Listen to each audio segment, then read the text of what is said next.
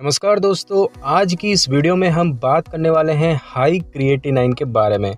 दोस्तों, क्रिएटिनिन एक तरह का केमिकल कंपाउंड है और यह मांसपेशियों के एनर्जी प्रोडक्शन से जुड़ी प्रक्रियाओं के बाद बच जाने वाला एक प्रकार का वेस्ट प्रोडक्ट होता है।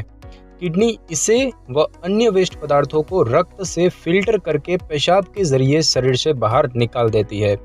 वही जब किडनी ठीक तरह से काम नहीं करती तो हाई क्रिएटिनिन की समस्या उत्पन्न हो जाती है और शरीर में क्रिएटिनिन की मात्रा बढ़ने से कमजोरी, थकान, सांस लेने में परेशानी और सीने में दर्द जैसे लक्षण नजर आ सकते हैं।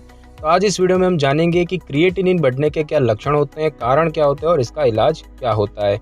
दोस्तों, सबसे पहले तो हम बात करेंगे कि क्रिएटिनिन बढ़ने के लक्षण क्या होते हैं। दोस्तों, क्रिएटिनिन लेवल बढ़ने के लक्षण को इसके कारण के आधार पर बताया जा सकता है। इन लक्षणों में थकान महसूस होना, मतली होना, सांस लेने में परेशानी होना और छाती में दर्द वगैरह शामिल है। आइए विस्तार से जानेंगे कि क्रिएटिनिन बढ़ने के लक्षणों के बारे में।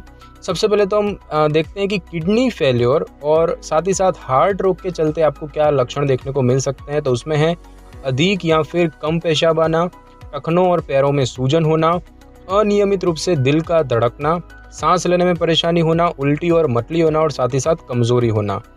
बात करें यूरिनरी ट्रैक्ट ब्लॉकेज के कारण अगर क्रिएटिनिन का स्तर बढ़ता है तो उसमें पीठ में दर्द होना, पेशाब में खून आना, मतली और उल्टी, पेशाब करते समय दर्द होना और साथ ही साथ बुखार भी देखने को मिल सकता है।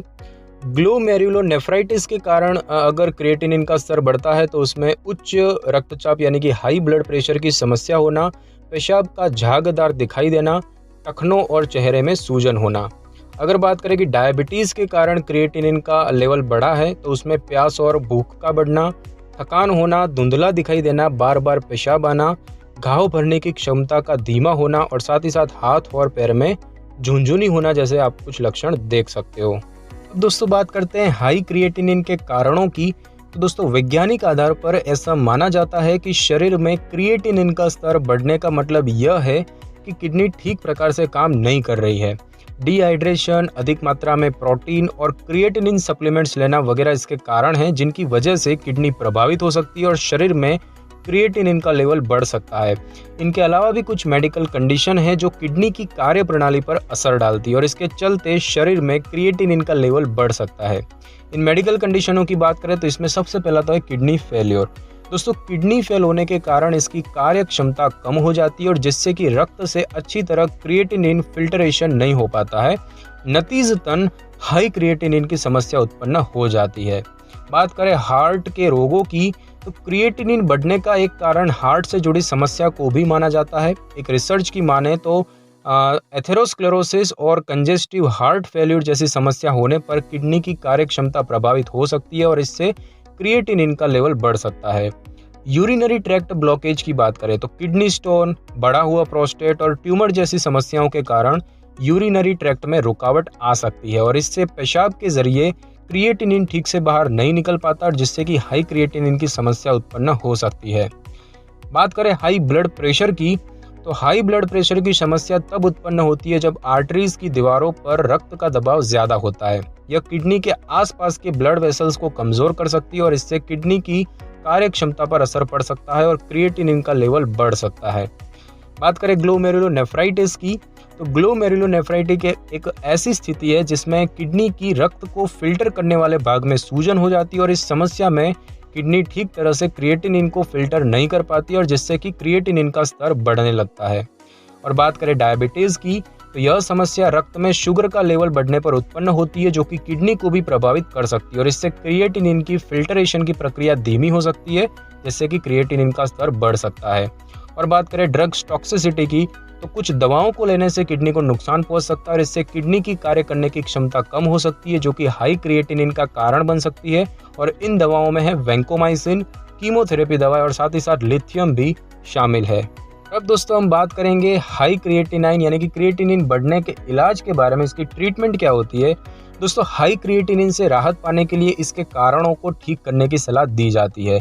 इसके स्तर बढ़ने के कारणों के आधार पर एंटीबायोटिक और इंसुलिन, कैप्टोप्रिल और लिसिनोप्रिल जैसी दवाइयों का इस्तेमाल कर सकते हैं। तो विस्तार से जानेंगे इसके इलाज के बारे में। सबसे पहले बात करें एंटीबायोटिक की तो किडनी इन्फेक्शन के कारण होने वाली हाई क्रिएटिनिन की समस्या को ठीक करने के लिए डॉक्टर एंटीबायोटिक दवाई दे सकते हैं और इससे इंजेक्शन से इन्फेक्शन से राहत मिल सकती है और क्रिएटिनिन का स्तर सामान्य हो सकता है। बात करें ब्लड प्रेशर की दवाओं की, तो ब्लड प्रेशर को कम करने के लिए कैप्टोप्रिल, लिसिनोप्रिल और बेनाजिप्रिल दवाइयों का उपयोग कर सकते हैं और ये दवाएं ब्लड वेसल्स को आराम देती है और इससे हाई ब्लड प्रेशर की स्थिति में सुधार हो सकता है, जिससे कि क्रिएटिनिन का स्तर कम हो सकता है।